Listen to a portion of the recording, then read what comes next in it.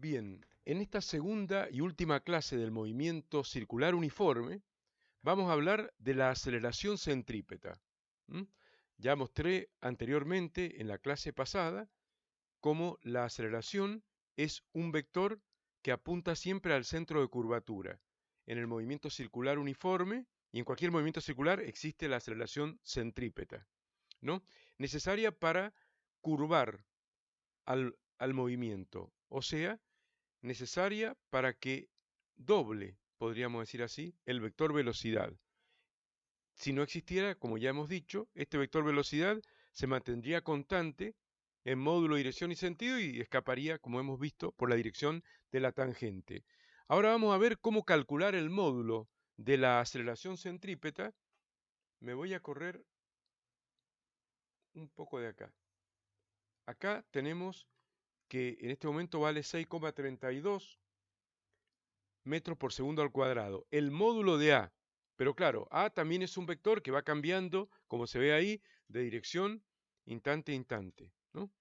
Va cambiando, se va alterando, ¿no? Pero siempre se mantiene perpendicular a la velocidad.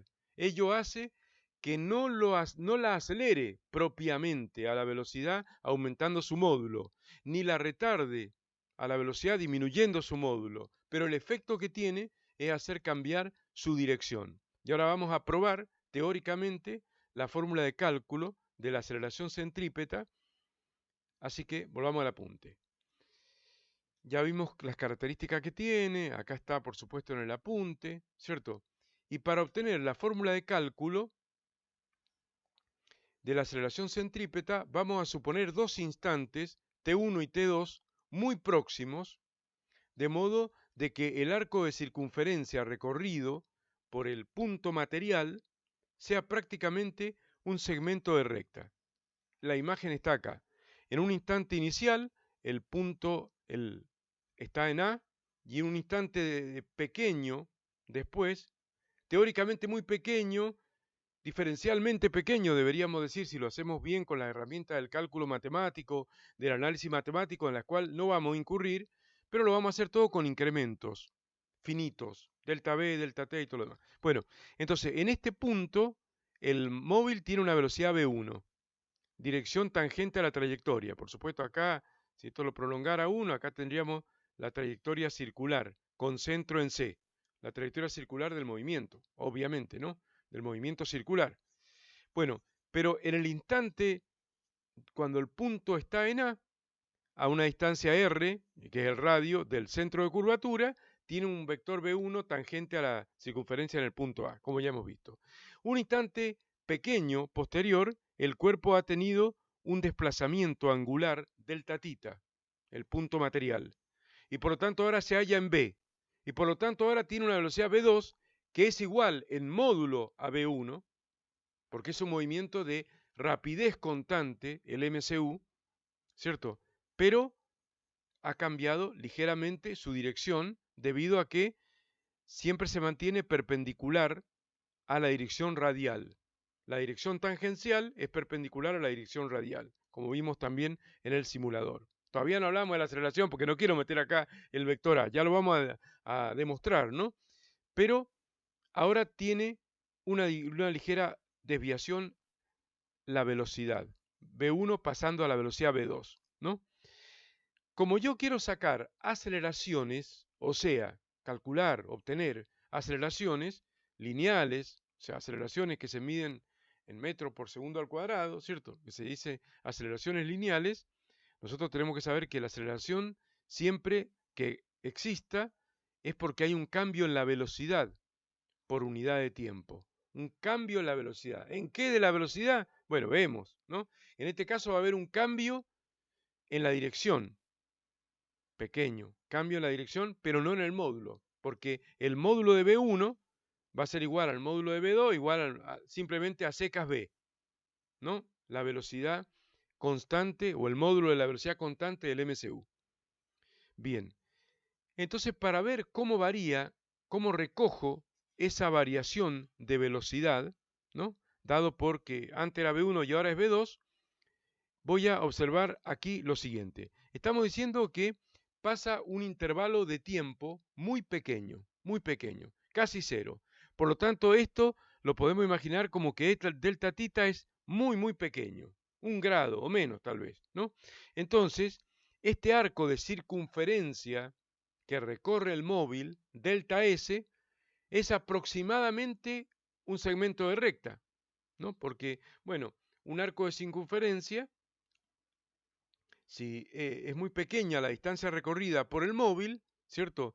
Eh, puede resultar indistinguible de un segmento de recta. Nunca un arco de circunferencia es un segmento de recta, aunque sea muy pequeño, pero virtualmente es indistinguible, o sea, no se puede distinguir de un segmento de recta si este delta tita es muy pequeño. Por lo tanto, vamos a considerar que este es un triángulo, ¿no?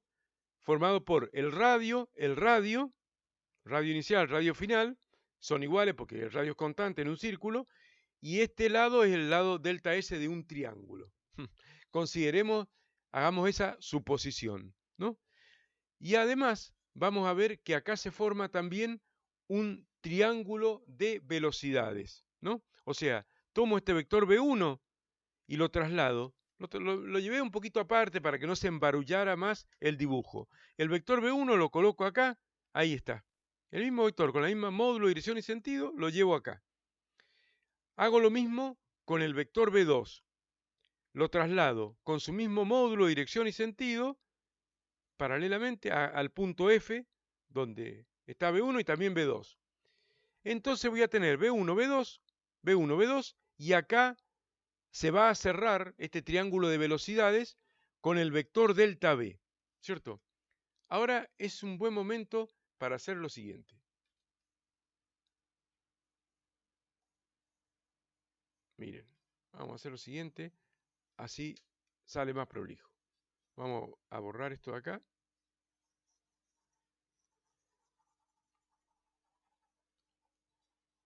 Y me llevo esto a la pizarra, así lo voy a poder explicar mejor. Y bueno, aquí.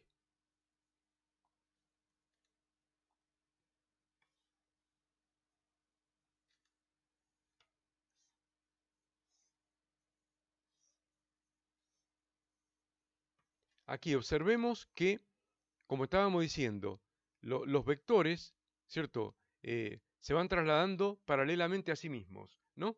B1 y B2. Bueno, acá si lo dibujo, obviamente también lo puedo hacer.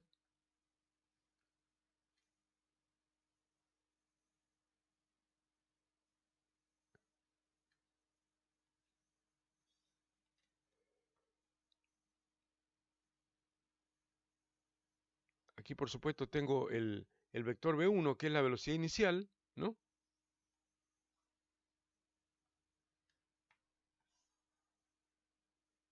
La velocidad inicial del móvil. Y el vector B2, lo mismo. Sería la velocidad en el segundo instante.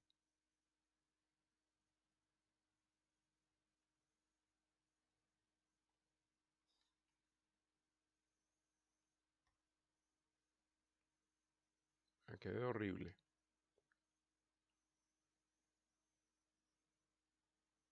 Ahí están las dos velocidades del móvil, ¿no? La velocidad B1 y la velocidad B2, que son iguales en módulo, pero son distintas en dirección. Y yo quiero saber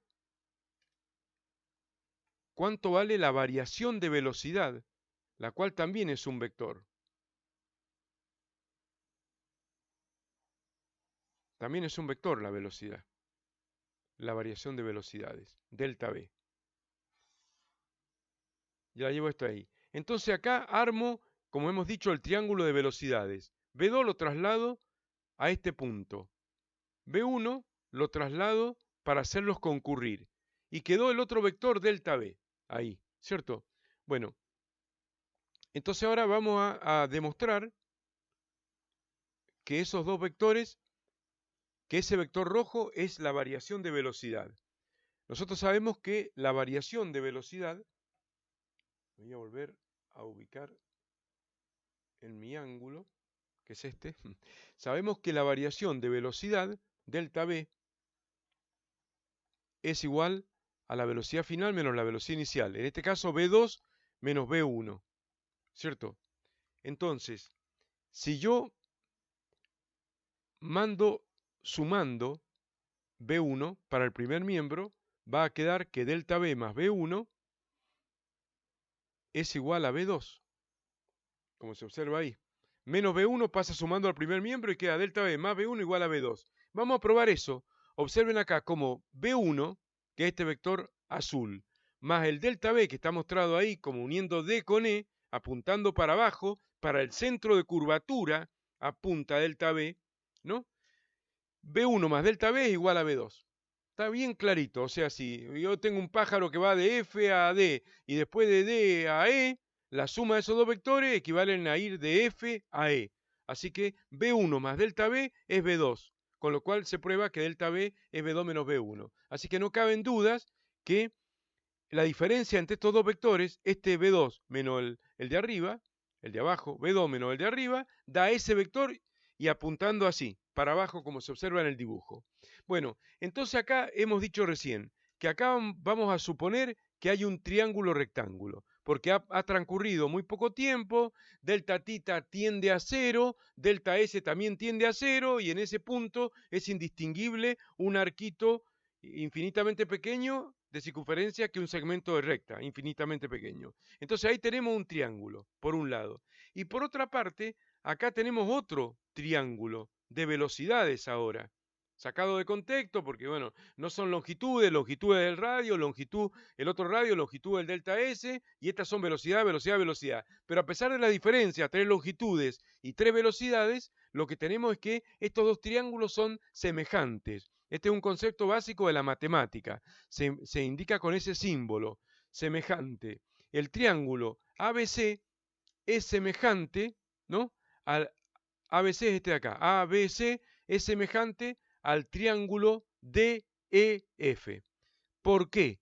¿Por qué decimos que son semejantes esos triángulos y qué implica la semejanza de triángulos? Dos triángulos son semejantes cuando uno puede, digamos, este concepto ya lo hemos visto en matemática nosotros, ¿no? Pero básicamente yo puedo poner un triángulo isósceles, por ejemplo, cualquiera. Hablamos de este triángulo isósceles. Si yo lo copio, ¿cierto? Ahí tengo congruencia, son congruentes, idénticos, podría decir uno, pero se dice congruentes. Si lo estiro de un lado, ahí tengo el concepto de semejanza.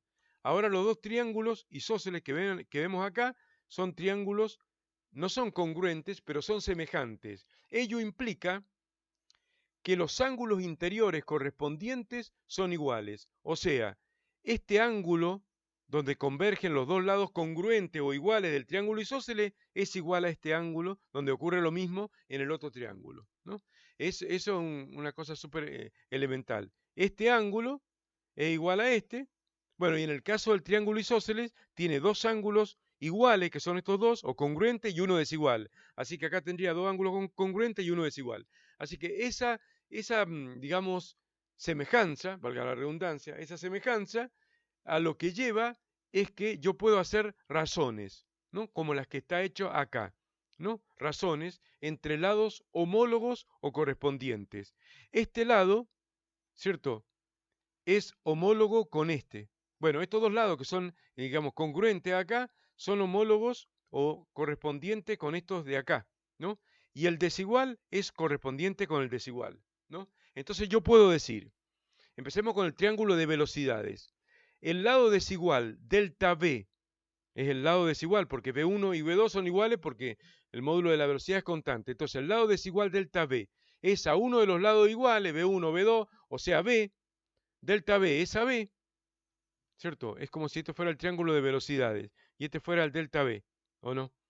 Y esta es cada una de las dos velocidades que son iguales en módulo. Entonces, delta V es a cualquiera de las dos velocidades, como el desigual de acá, delta S, es a cada uno de los iguales de acá, que son los radios.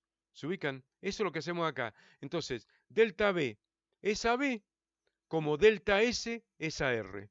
Ahí está la la proporción. Esto se llama proporción, esto tiene que ver con un concepto que hemos visto en geometría, en el preuniversitario, en matemática, semejanza de triángulos. Entonces, también lo podríamos hacer por trigonometría, porque, bueno, pero ahí costaría un poco más porque no son triángulos rectángulos, pero este ángulo es igual a este, bueno, se podría hacer, se tendría que buscar alguna estrategia para hacerla porque no son triángulos rectángulos, vuelvo a repetir. Entonces, delta B es a B como delta S es a R. El desigual es al igual como el desigual es al igual del otro triángulo. A partir de ahí se despeja delta B. Todo esto lo hago ¿para qué?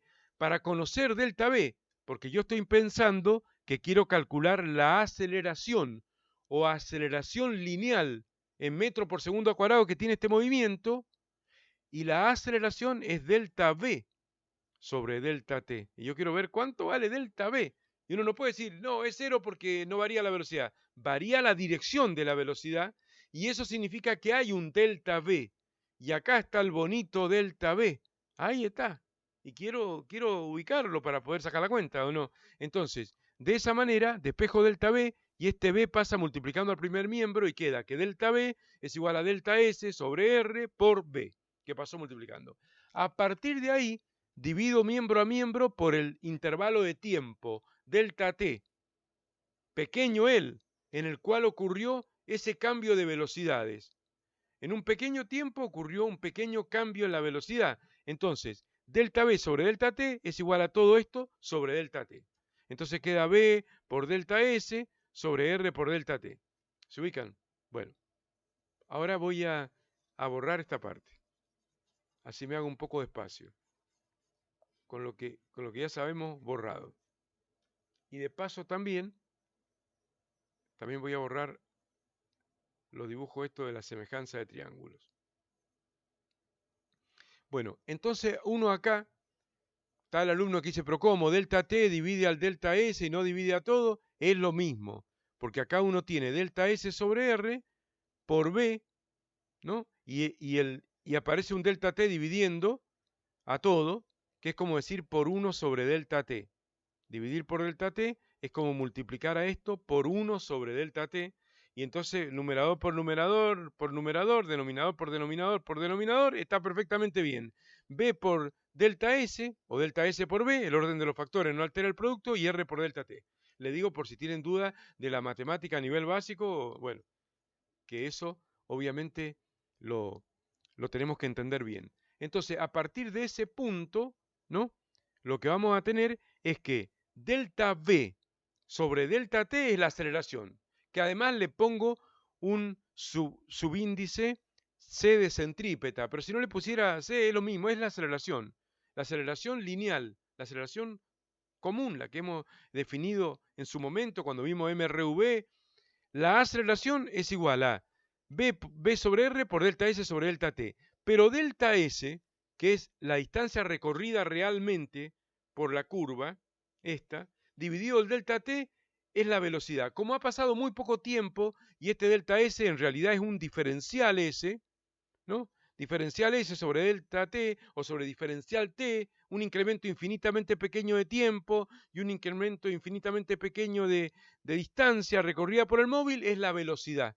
O velocidad lineal, aclaro con el lineal porque hemos visto que este movimiento circular tiene otra velocidad que es la angular y que además es un vector. Vamos a hablar enseguida de la característica vectorial de omega, pero por eso hacemos hincapié en velocidad y le llamamos velocidad tangencial para más datos. Pero es la velocidad común. Entonces delta S sobre delta T es la velocidad. Es como si dijéramos delta X sobre delta T, ¿no?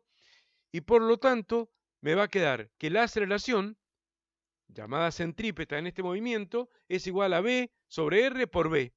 Porque delta S sobre delta T es V. Y por lo tanto queda V al cuadrado sobre R. V por V, V al cuadrado sobre R. Esa es la fórmula que tenemos que saber y aprender en este momento, digamos, de memoria, para cualquier movimiento circular, no solamente para el movimiento circular uniforme, también va a aparecer en el movimiento circular uniformemente variado y en general en cualquier movimiento circular vamos a tener que tener sí o sí una aceleración centrípeta porque va a ser la única que puede justificar el cambio de dirección de la velocidad.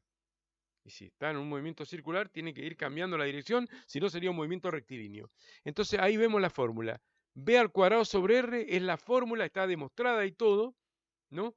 De la aceleración de este movimiento circular uniforme. ¿Se ubican? Entonces, volviendo al apunte, ¿cierto? Y volviendo incluso al simulador, podemos ver que la aceleración que tiene este movimiento, ahí está, en este momento la realiza el simulador, dice que es 6,32 metros por segundo al cuadrado.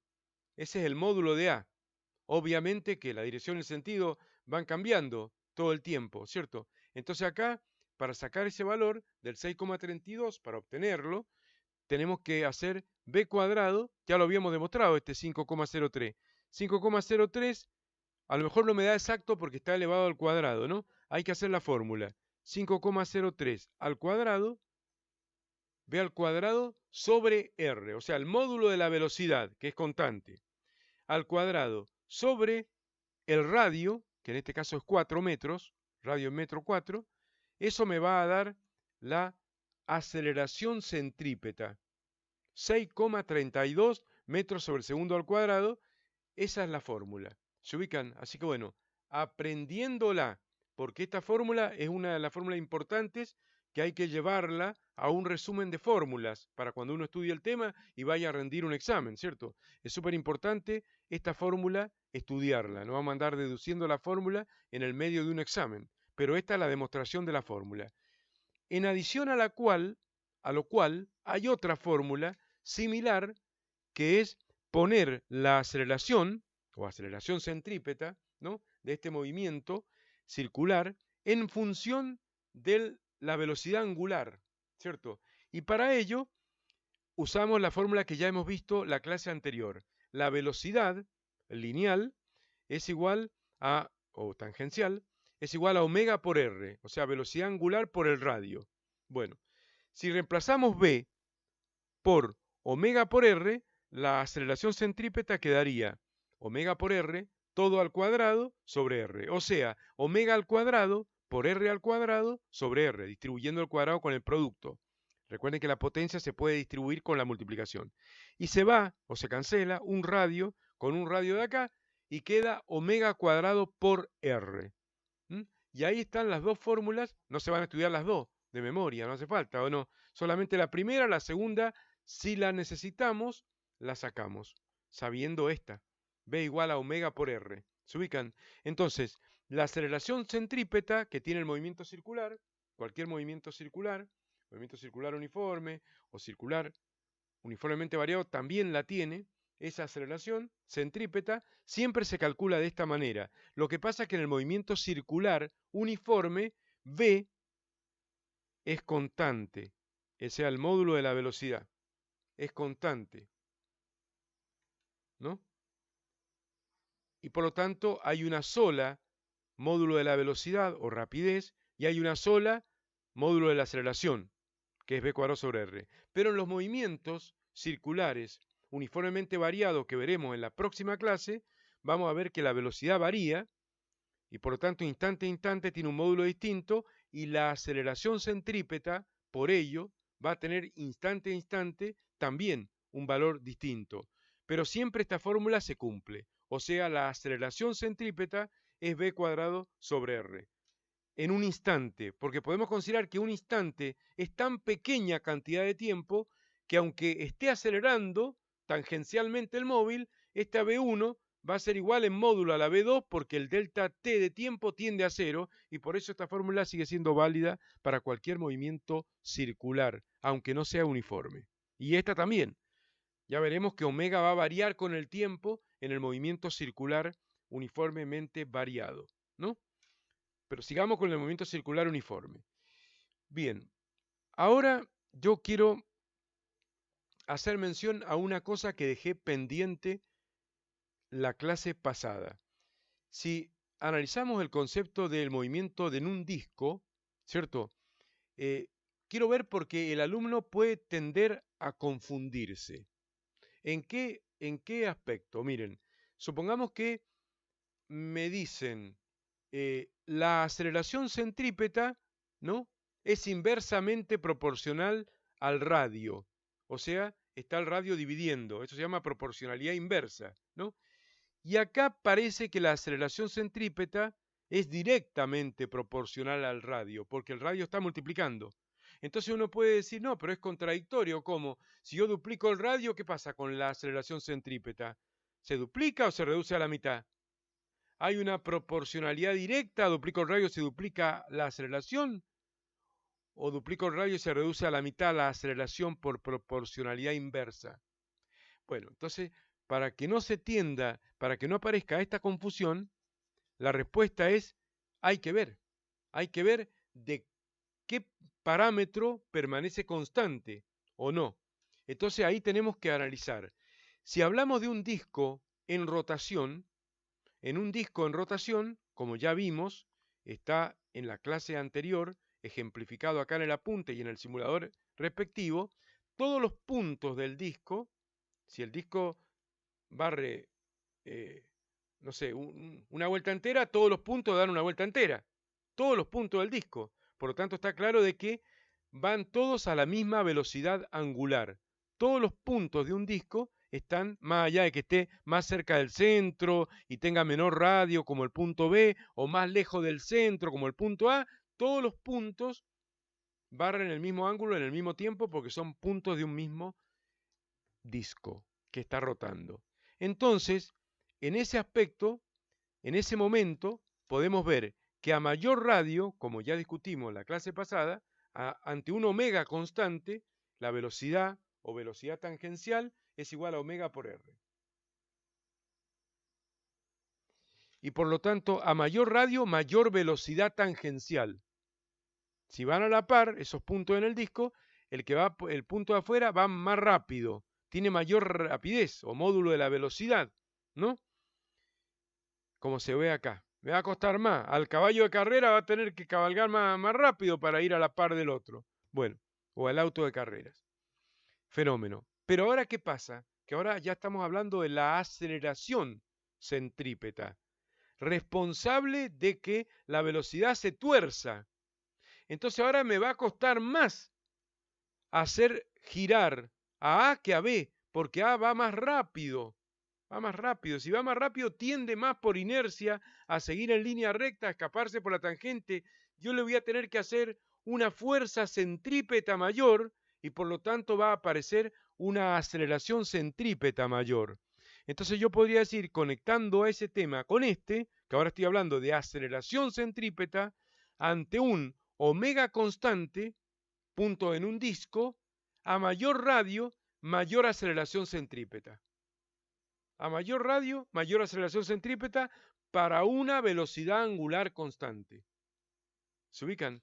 Entonces, ahora vamos al simulador donde se ve todo esto y podemos ver que en este disco, ¿cierto?, en rotación, esos dos puntos del disco en rotación, el que va por afuera tiene mayor velocidad, obviamente ya lo hemos discutido, mayor velocidad tangencial, para más datos, que es la única velocidad, no hay otra. Bueno, la otra es una velocidad angular, pero la velocidad es en metros por segundo, las velocidades lineales, medidas en metros por segundo, es la única, que es tangencial a la trayectoria. Tiene más velocidad, pero al tener más velocidad también tiene más aceleración. Voy a ver si lo pauso un poquito enseguida, que se vean bien los letreros, para que se observe esto que estamos diciendo, ¿no? Ahí lo pausamos. La aceleración del punto A es mayor que la aceleración del punto B. A mayor radio, mayor aceleración centrípeta. Supongamos que acá le pongo el radio no como estaba inicialmente, sino 4 y 2. Justo la mitad el radio, ¿no?, del punto B. Si está a la mitad del radio, o si querés podemos partir del punto B. Si le duplico el radio, en lugar de ser radio 2, radio 4, se duplica el radio por esta fórmula que estamos diciendo. Como son puntos de un disco cuya velocidad angular es constante, duplico el radio, se duplica la aceleración angular. Por supuesto que también se va a duplicar la velocidad. Porque si duplico el radio, se va a duplicar la velocidad y se va a duplicar la aceleración centrípeta. ¿Se ubican? Volvemos entonces al simulador de recién y podemos ver si esto se puede confirmar acá. Veamos. El punto A tenía el punto B, tomámoslo como referencia, tenía una velocidad de 2,51. El otro punto tiene que tener el doble de 2,51, que va a ser 5,02. Bueno, ahí está 5,03, bueno, por los redondeos y demás, pero se ha duplicado la velocidad. Al irme al extremo del disco, va al doble de rápido, ¿no? El punto de ese extremo del borde del disco, ¿no? El doble de rápido que va esto. Entonces acá de 2,51, esta velocidad, pasamos a 5,03. En ningún lado se ven bien los cartelitos, ¿o no? Ahí paramos. Bueno, se, se duplicó la velocidad tangencial, se duplicó el radio. Y se duplicó la aceleración centrípeta, pasando de 3,16 y el doble sería 6,32. Ahí está, justo, el doble. De 3, 6, 16, 32. Justo el doble. Se ubican entonces en una condición en una condición de disco, o sea, de omega constante, ¿no? Tenemos que la velocidad es directamente proporcional al radio y la aceleración es directamente proporcional al radio también, ¿no? Se da esta fórmula que vimos recién, la número 2. Más radio, más aceleración en ese disco. ¿Se ubican? Entonces, ahora voy a volver a hablar del ejemplo que habíamos hablado en la clase anterior del disco de vinilo, que todavía vienen, que ahora es un artículo de lujo y sale mucho más caro comprar un álbum musical por disco de vinilo, pero que bueno, para los audiófilos o amantes de la fidelidad dicen que es mejor que el disco compacto o CD, el disco de vinilo. Volviendo al disco de vinilo y a la RPM que decíamos antes, el motor no era tan sofisticado, así que el motor de la bandeja giradiscos iba a una velocidad angular constante. Teníamos un omega constante, ¿no? Como calculamos la clase pasada, que habían 45 RPM, que ya no me acuerdo cuántas radianes por segundo daba, de velocidad angular constante. Entonces, en esos discos existe un brazo y una púa, que era una delgada punta de diamante que justo enganchaba en la primer pista, que siempre estaba en la parte exterior, la primer pista, y ahí empezaba a reproducir el disco, ¿no? Y te encontrabas con que al principio tenías una gran velocidad tangencial, ¿no? Los datos venían con una gran velocidad tangencial, los datos grabados en el disco analógico, en el disco de vinilo, en el disco antiguo, entonces venía con una gran velocidad. A veces cuando se arruinaban estos discos, muchas veces cuando comprabas un LP o un disco de larga duración, ¿no? Y eso iba a 33 RPM, 33 y un tercio RPM, ¿cierto? Iba a menor velocidad angular, pasaba que muchas veces se arruinaba la primera pista, porque ahí es como que tenía que ir muy rápido la púa y la púa se volvía loquita y a mí me ha pasado de comprar un disco y que la púa no enganchaba la primera pista, la primera canción, que a veces era la más linda del disco y no enganchaba y qué sé yo. Bueno, porque ahí va muy rápido la púa. Y luego como la velocidad angular era constante, obviamente, a medida que el disco avanzaba, ¿qué pasaba? La púa iba corriéndose para este lugar, la información iba viniendo a menor velocidad, o la púa iba a menor velocidad sobre el disco.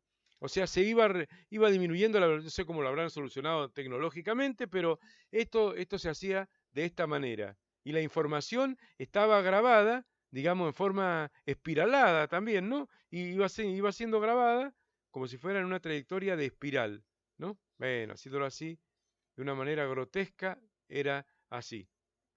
Se ubican, se ubican. Bueno, entonces ahora, ¿qué pasa acá? Ahora voy a discutir esta otra situación, ¿no? que a menudo es contradictoria con la de recién, pero no es contradictoria, porque está todo bien. Si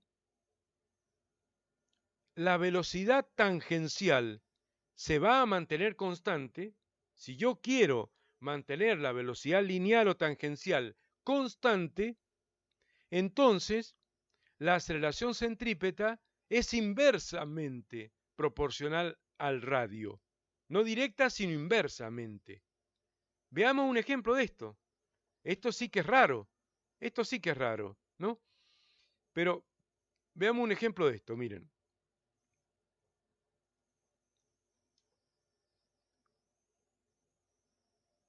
Me voy a ir, tengo ya preparada una imagen acá. Tengo ya preparada una imagen para discutir ese tema, miren. Observen. Este es, supongamos que sea un CD, Compact Disc, un disco compacto, ¿o no? Entonces, en este disco compacto, obviamente, nosotros no vemos la bandeja giradisco ni nada, no vemos. Voy a tratar de que queden concéntricos las dos.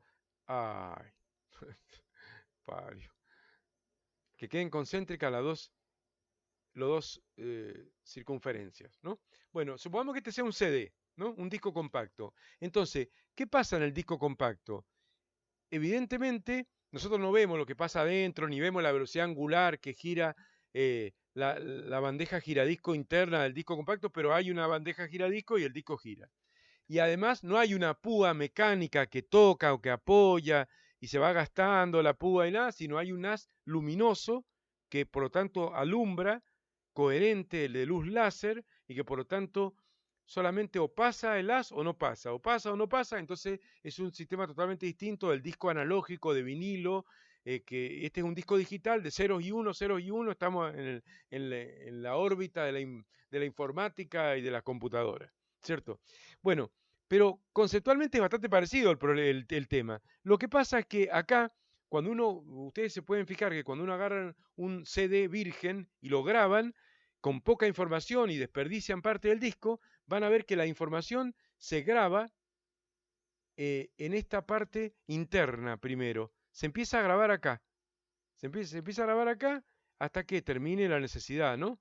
Y bueno, si está muy lleno, se llega hasta casi el borde. Pero como generalmente en el borde a veces fallan, pueden haber falla o pues se puede dañar, es considerado más inseguro el borde externo, entonces se empieza a grabar así. No viene al caso, esto no viene al caso, pero es realmente así. O sea que la información se empieza a grabar así, en una estructura de tipo espiral, espiralada, también hasta el final, ¿no? Se va grabando. 0 y 1, pasa, no pasa, pasa, no pasa. Bueno, el tema es que cuando la primera pista está acá adentro, en la zona más segura, ¿cierto? Para el disco y demás, pero nosotros no nos damos cuenta, ni lo sabemos, pero créanme, créanme, adentro de esa bandejita giradisco del CD o disco compacto, se mantiene constante la velocidad lineal, la velocidad tangencial o lineal se mantiene constante. Y por lo tanto, la velocidad angular, ¿cierto? Si la velocidad lineal se mantiene constante, ahí adentro. Enseguida voy con la aceleración centrípeta. O sea, a la velocidad en que tiene que ir el disco tangencialmente, tanto cuando está por acá, como cuando está leyendo la cabeza por acá, y luego la cabeza, que es como la púa del disco en vinilo, ¿no? La cabecita lectora se va desplazando, se va desplazando, se va desplazando para leer todo el disco, ¿no? Hasta que llega por acá. Bueno, siempre el disco tiene que ir a la misma velocidad lineal para que vaya leyendo bien la info en función del tiempo y vaya reproduciendo bien la música en función del tiempo. Entonces, lo que ocurre acá es lo siguiente. Como hemos visto que la velocidad es igual a omega por R, y acá va a ir cambiando el radio, ¿no? Porque bueno, como estamos diciendo, a medida de que la cabeza lectora se va a ir moviendo por este segmento, ¿no? Y a veces va a tener un radio determinado, cuando está en este punto va a ser la distancia al centro, el radio obviamente, y a medida que se vaya para acá, la cabecita lectora se vaya moviendo por este segmento, va a tener mayor radio, ¿no?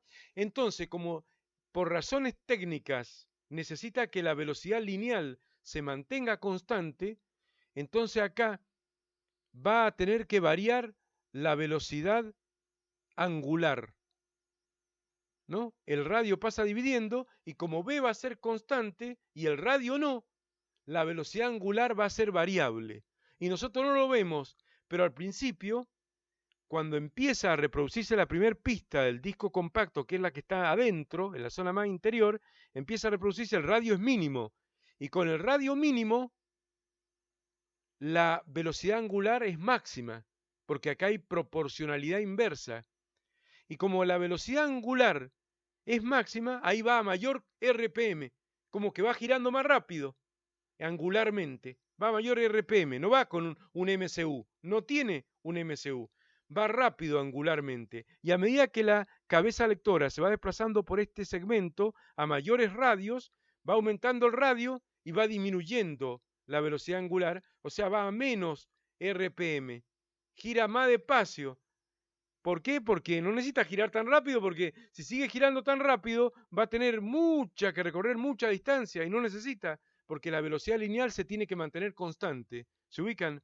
Entonces, en esos casos entra a tallar en toda su expresión la primera fórmula, que es la que más comúnmente el alumno se puede aprender de memoria, que dice que la aceleración centrípeta es igual a la velocidad lineal al cuadrado sobre r, o sea, b cuadrado sobre r.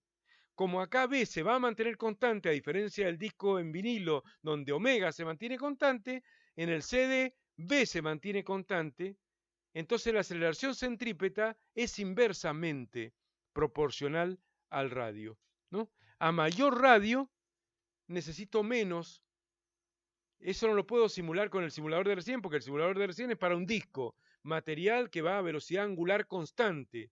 Y el disco del CD no lo vemos, pero no va a una velocidad angular constante. Entonces hay que leer bien el enunciado, porque a veces me pueden decir si se duplica el radio, ¿qué pasa con la aceleración angular, con la aceleración centrípeta? Hay que ver qué magnitud permanece constante. Si duplico el radio con un omega constante, se duplica la aceleración centrípeta. Disco de vinilo. A mayor radio, pista de afuera, va rapidísimo la púa leyendo. Mayor aceleración centrípeta para que supuestamente doble, si fuera una partícula que hay que hacerla doblar, ¿no? En cambio, si pasa como en el CD, con velocidad lineal o tangencial constante, a mayor radio menor aceleración centrípeta.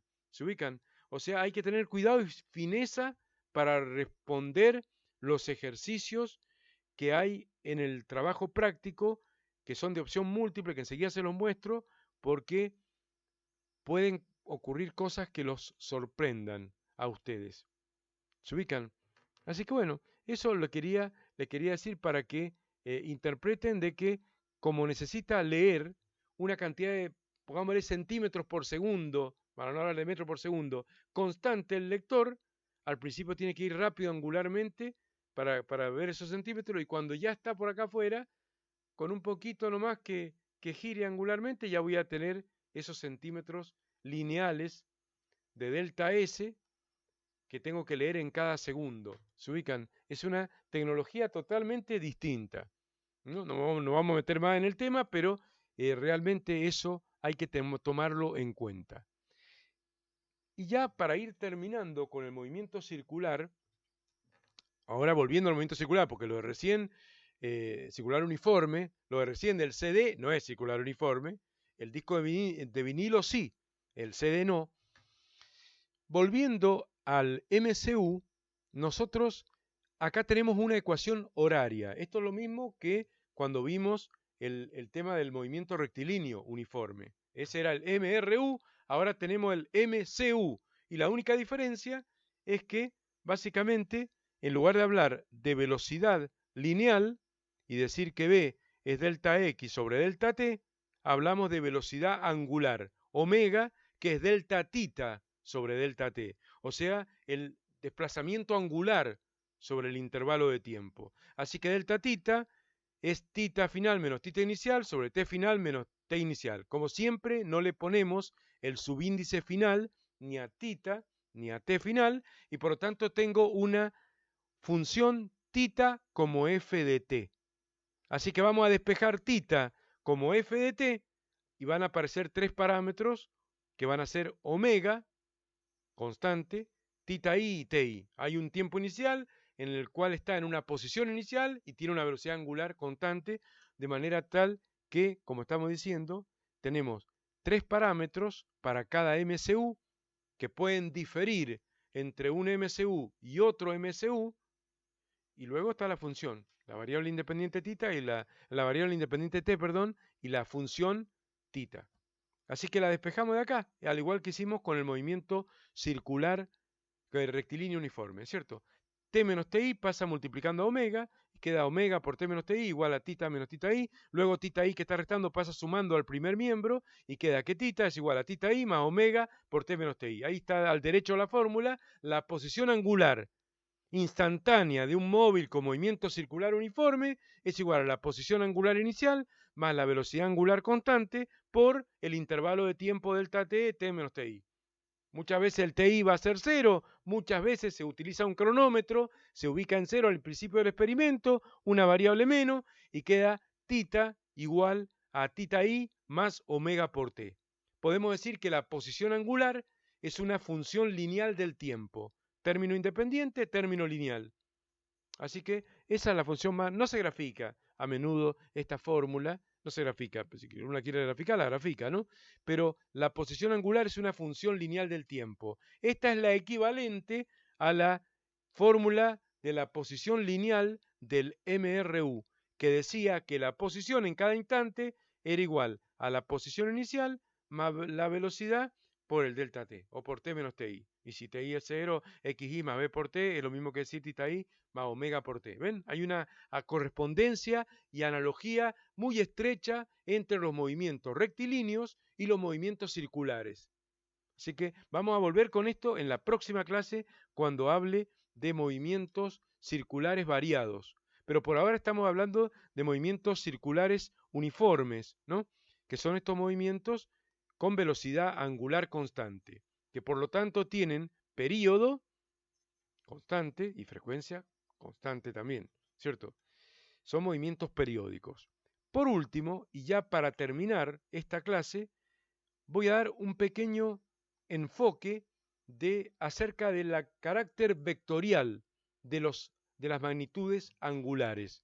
Uno le puede parecer extraño que un ángulo en radianes sea un vector o lo consideremos un vector.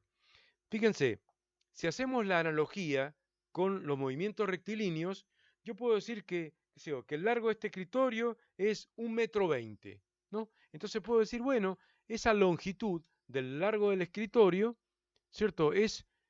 Puedo considerarla como una magnitud escalar, número y su unidad, nada más. Pero cuando hablo de una partícula que va de un extremo al derecho, al extremo del izquierdo al derecho, o del derecho al izquierdo, ya no es lo mismo ir de acá para allá o al revés. Entonces ahí aparece el concepto de desplazamiento, que también es una longitud, pero que bueno, puede ser igual, pero ya es indicativo de un destino, no es una longitud y nada más. Una magnitud escalar, un número y su unidad. Es un desplazamiento vector, porque va de A a B y no de B a A.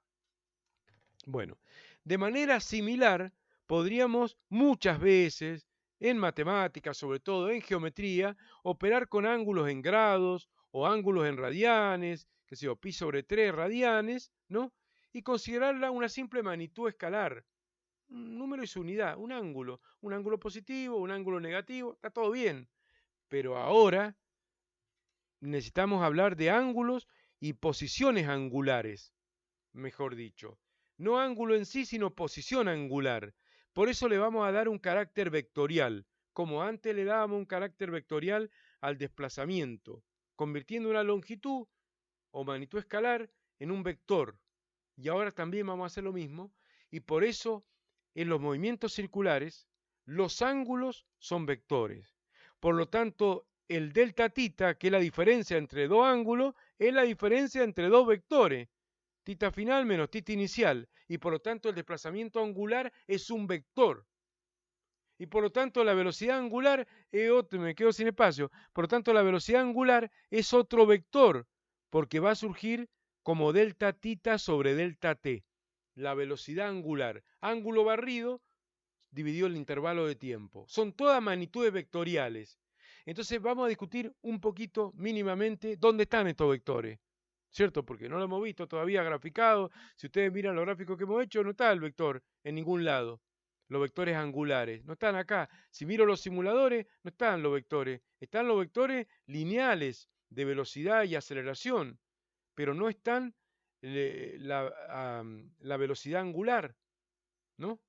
Si uno lo pausa y vuelve al inicio, se puede ver el ángulo inicial, pero no está su carácter vectorial explicitado. ¿Se ubican? ¿Por qué no están? Bueno, en realidad son vectores que no están en el plano del movimiento. Son vectores que están en un plano perpendicular al plano del movimiento. Son vectores que vienen de frente hacia nosotros o hacia adentro o hacia afuera, según la regla del tirabuzón o regla de la mano derecha.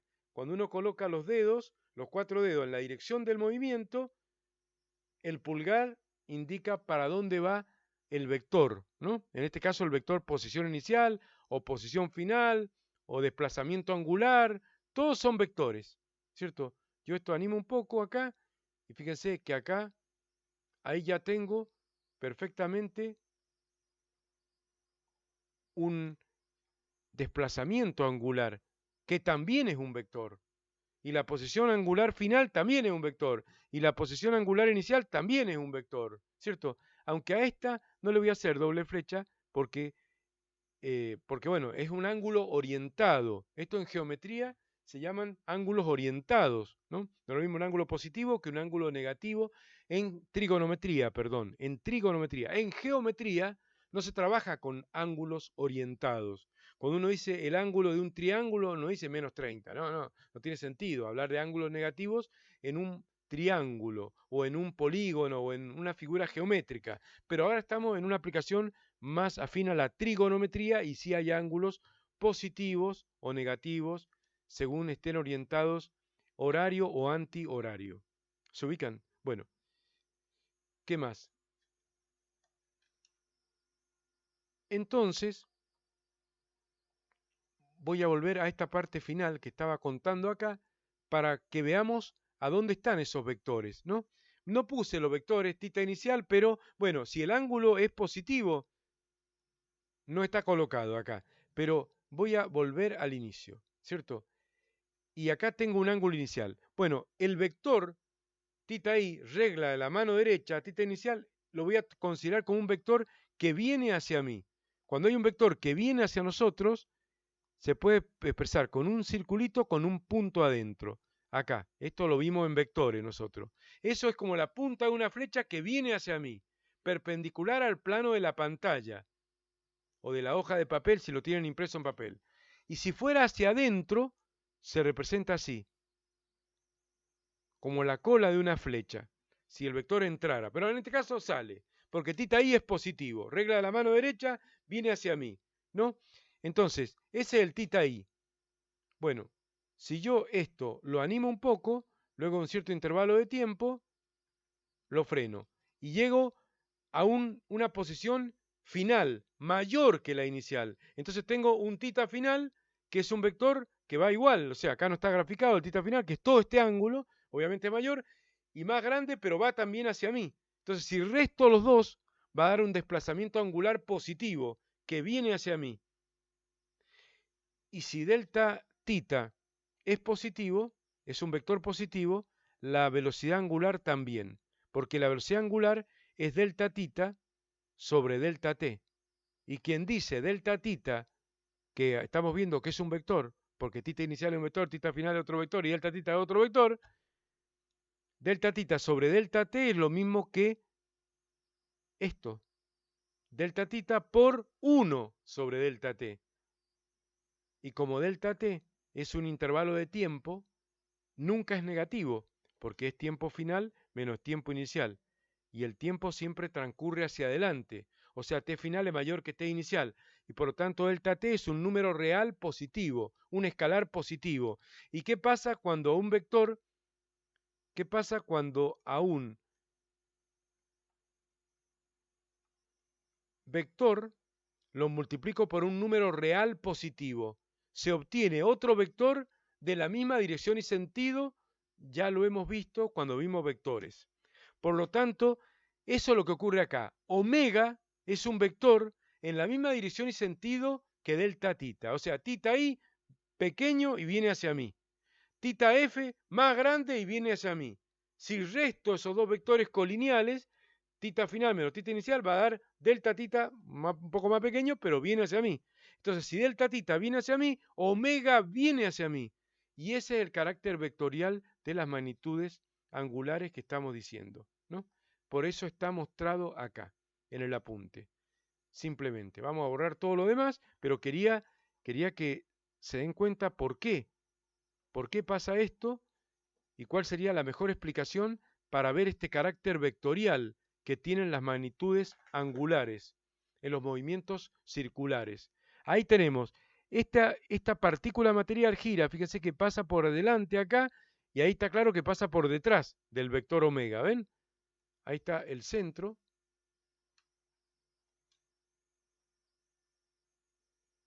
De curvatura, viene por delante y luego pasa por detrás. Entonces viene mirado desde arriba, si lo miro de arriba tiene un sentido antihorario, va así la partícula. Regla de la mano derecha, la velocidad angular se coloca sobre el eje de giro, al igual que el tita inicial, el tita final, el delta tita, son todos vectores sobre el eje de giro, no en cualquier lugar. No me voy a meter más en lo profundo con esto, pero no van en cualquier lugar, van sobre el eje de giro.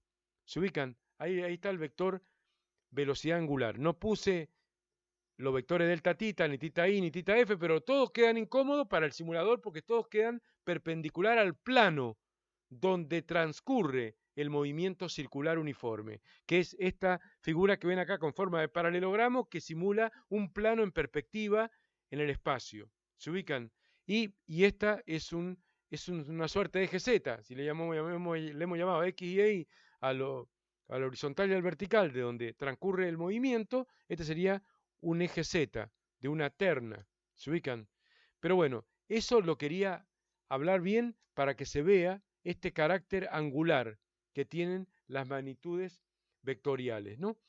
Pero este carácter vectorial, lo dije al revés, este carácter vectorial de las magnitudes angulares, ¿no? Son todos vectores y ninguno viene cómodo para ser representado en un simulador porque queda perpendicular al plano de la hoja. Si yo tuviera un movimiento horario, el móvil se movería a favor del reloj, por supuesto. Entonces ahí, por regla de la mano derecha de nuevo, el vector velocidad angular es entrante a la hoja. ¿Por qué? Se está moviendo en los dedos en dirección horaria, entonces es entrante y se representaría exactamente al revés, ¿no? Como vimos recién, ¿cierto? Se podría representar el vector omega de esta manera. Eso se hace cuando la cosa es fácil, pero si tenemos tres dimensiones en cualquier lugar, X y Z, en cualquier lugar, sonamos. Pero bueno, si yo tengo el plano del movimiento en un papel y hay un vector perpendicular en un papel o en una pantalla, se pone así, el vector perpendicular a la pantalla, el vector omega. O sea que son vectores sí o sí, eso hay que sabérselo, porque después vamos a hablar en la próxima clase de movimiento circular uniformemente variado, movimientos circulares variados, uniformemente variados y demás, y ahí va a aparecer la aceleración angular, ¿no? Que es otro vector, alfa, ¿no? Y, por lo tanto ahí vamos a volver a hacer hincapié en el aspecto vectorial de omega y también de alfa, ¿no? Y cuando alfa lo ayuda a omega, es un movimiento circular acelerado. Y cuando alfa va en contra de omega, será un movimiento circular uniformemente retardado. Si alfa es constante, será un MCV. ¿Se ubican? Es muy similar al MRV. Lo veremos en la próxima clase. Pero bueno, ahora para ya dejar este tema de movimiento circular uniforme, el alumno tiene que ir al trabajo práctico que está al final de esta guía y hacer los ejercicios. Del 1 al 7 son todos de movimiento circular.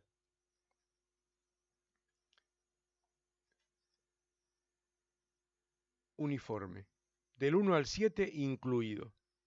Hay algunas preguntas conceptuales y otros ejercicios para realizar.